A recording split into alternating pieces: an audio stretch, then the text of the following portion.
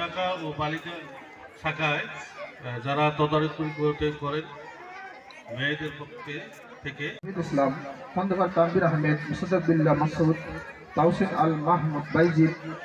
আজমাইনুর রহমান বক্তব্য রাখবেন। আমাদের সম্মানিত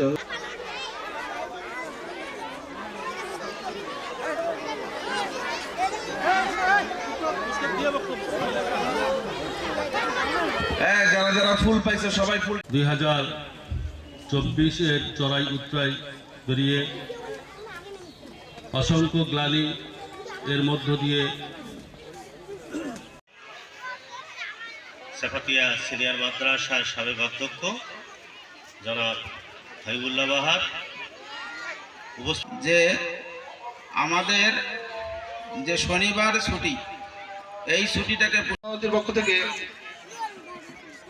ডাব্লিউ স্যার, আমাদের গোলাম রসুল স্যার গ্রহণ করতে তৃতীয়